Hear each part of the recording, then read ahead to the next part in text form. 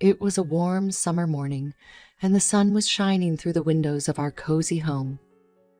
I woke up early, feeling a bit groggy from the medication I had been taking for a mild flu. I rubbed my eyes and got out of bed, slowly making my way to the kitchen. As I started preparing breakfast for my husband Tom, I heard him rustling in the bedroom. "Good morning, honey," I called out. Tom yawned as he walked into the kitchen, still in his pajamas. "Morning, babe. How are you feeling today?" he asked, giving me a kiss on the cheek. "I'm feeling a little better." "The medicine seems to be working," I replied, pouring him a cup of coffee. We sat down at the table and started chatting about our plans for the day. Tom had a busy schedule at work, but we were planning on having dinner together later that night. As we finished our breakfast, I felt a sudden wave of fatigue wash over me. "I think I'll take a nap before I start my day," I said, yawning. "Okay, get some rest. I'll see you later," Tom said as he grabbed his briefcase and headed out the door. Little did I know that normal day would mark the beginning of a long and difficult journey. As the day went on, my symptoms worsened. My body felt heavy and my head was pounding. I decided to drive myself to the nearest hospital and went straight to the emergency room. After several tests and hours of waiting, a doctor finally came in to give me the diagnosis. "I'm sorry to tell you this, but you have leukemia," the doctor said with a sympathetic expression. My heart sank, and tears welled up in my eyes. "What does this mean?" I asked, struggling to comprehend the severity of the news. The doctor explained the details of my condition and the treatment options available, but I was in a daze. I couldn't believe this was happening to me. I called Tom, trying to keep my voice steady. "Tom, I need you to come to the hospital," I said, barely able to hold back my tears. Tom arrived at the hospital quickly, and I could tell he was worried. "What's going on? Are you okay?"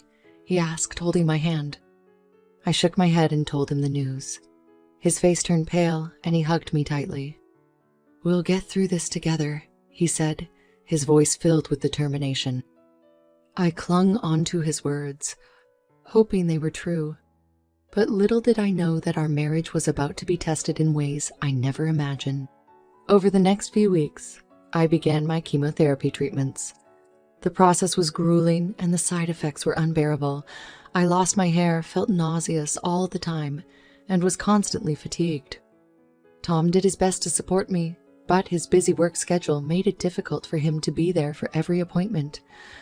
I could sense the strain on our relationship as I became more dependent on him for help. One day, as I sat in the hospital room receiving my treatment, Tom walked in looking stressed. "What's wrong?" I asked, noticing the worry lines on his face. "I got an offer for a new job," he said hesitantly. "That's great news, right?" I replied, trying to put on a brave face. "Well, it's in a different city," he said, avoiding my gaze. I felt a pang of fear in my chest. "What does this mean for us?" I asked, already dreading the answer. "I don't know. It's a great opportunity, but it would mean leaving you here for a while," he said, his voice full of guilt. I tried to be understanding, but I couldn't help feeling hurt. "What about me? What about my treatment?" I asked, my voice rising. "I'll come back every chance I get. I'll make sure you're taken care of," he promised. But as the days turned into weeks, Tom's visits became less frequent.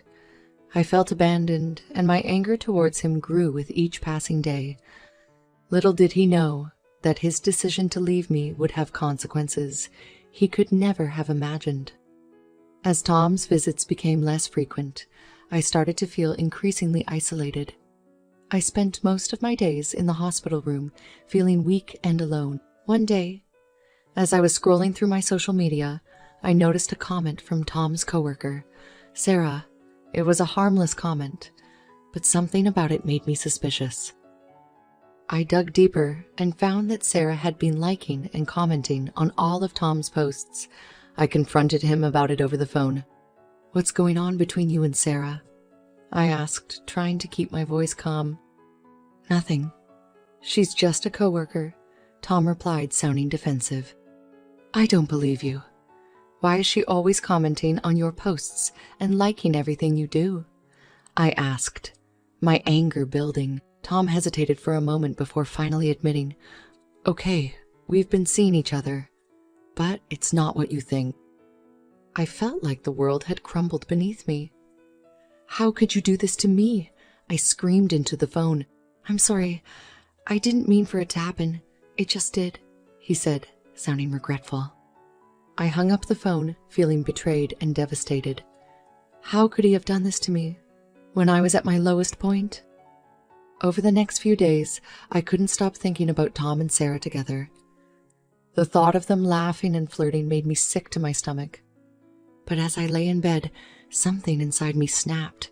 I realized that I didn't have to take this lying down. I would get my revenge no matter what it took. I spent the next few weeks plotting my revenge. I wanted Tom to feel the same pain and betrayal that he had caused me. One day, I received a call from a private investigator I had hired. He had found evidence of Tom's affair and had some shocking news. Mrs. Smith, I have some information that you need to hear, the private investigator said. What is it? I asked, my heart racing. It appears that Sarah is pregnant with Tom's child, he revealed. I felt a mix of emotions, anger, sadness, and disbelief. How could he do this to me? I whispered to myself. I knew I had to confront Tom about this. I called him and arranged to meet him in person. As we sat across from each other, at a coffee shop, I couldn't even bring myself to look at him. I know about the affair, Tom, and I know about the baby, I said, my voice shaking with rage. Tom looked down, unable to meet my gaze. I'm so sorry. I never meant to hurt you, he said, sounding remorseful. Sorry isn't enough. You broke our vows and you shattered our marriage, I said, tears streaming down my face. What can I do to make it right? He asked, sounding desperate. It's too late for that. I want a divorce, I said firmly. Tom looked at me, stunned. Please don't do this. We can work it out, he pleaded. It's too late, Tom. I'm done, I said, getting up from the table. As I walked away, I felt a sense of relief wash over me. I was finally free from the pain and betrayal that Tom had caused me, but little did he know that this was just the beginning of his downfall. After my meeting with Tom, I felt a sense of purpose. I knew what I had to do, and I was willing to do whatever it took to get my revenge. I started by hiring a lawyer to handle the divorce proceedings. I made sure to get the best lawyer I could afford, one who would fight tooth and nail for me in court. But that wasn't enough. I wanted Tom to feel the same pain and humiliation that I had felt. So I decided to take matters into my own hands. One day, I reached out to Sarah, Tom's mistress. I told her that I knew about the affair and the baby, and I demanded that she leave Tom alone. At first, Sarah was defensive. I don't have to listen to you. Tom loves me, she said. But I was persistent. You have no idea what you're getting into. Tom is a liar and a cheater. He will never leave his family for you, I warned. Eventually, Sarah broke down and admitted that she was afraid of what Tom might do if he found out that she had told me. That's why you need to leave him. You deserve better than a man who will lie and cheat on his wife, I said, trying to convince her. After that conversation, Sarah disappeared from Tom's life. I later found out that she had moved away and started a new life elsewhere, but that wasn't enough for me. I wanted Tom to feel the full weight of his actions, so I decided to take away the one thing that he loved most, his job. I reached out to his boss and told him about the affair and the baby. I can't have someone like Tom working for me.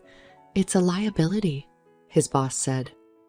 And just like that, Tom lost his job. He was devastated, but I felt a sense of satisfaction knowing that he was finally getting what he deserved. As the divorce proceedings went on, I made sure that Tom was left with nothing. I took everything, the house, the cars, and even the dog. When it was all said and done, Tom was left with nothing but the clothes on his back. As I watched him walk out of my life for good, I felt a sense of triumph.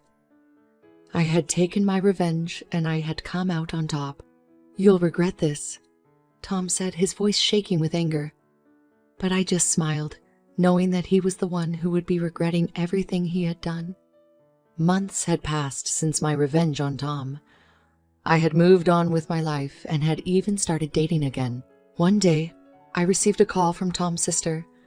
"I need to talk to you. It's urgent," she said. I met her at a coffee shop, wondering what could be so urgent that she needed to speak to me. "I just wanted to apologize for everything that Tom did to you. I know he was wrong, and he's been struggling ever since the divorce," she said, looking remorseful. I listened as she told me how Tom had hit rock bottom after the divorce. He had lost everything and was struggling to make ends meet. "I just wish there was something we could do to make it right," she said, looking at me with pleading eyes. I thought for a moment before speaking. "There is something you can do. Tom needs to take responsibility for his actions and make things right with the people he hurt," I said firmly. Tom's sister nodded in agreement. "I'll talk to him. Thank you for being so understanding," she said. A few weeks later, I received a letter in the mail from Tom. In it, he apologized for everything he had done and begged for my forgiveness. At first, I was hesitant, but after some time, I realized that forgiveness was the only way for me to truly move on from everything that had happened. I reached out to Tom and agreed to meet with him in person. As we sat across from each other at a coffee shop, I could see the remorse in his eyes. "I'm sorry, Emily. I was a fool, and I don't expect you to forgive me, but I just wanted to let you know that I'm doing everything I can to make things right," he said. I looked at him for a moment before speaking. "I forgive you, Tom, but that doesn't mean we can ever be friends or even acquaintances. You made your choices, and you have to live with the consequences," I said firmly. Tom nodded, looking ashamed. "I understand. Thank you for giving me a second chance," he said. As we said our goodbyes and went our separate ways, I felt a sense of closure. I had finally moved on from everything that had happened, and I had come out stronger on the other side. "I wish you all the best, Tom," I whispered to myself as I walked away.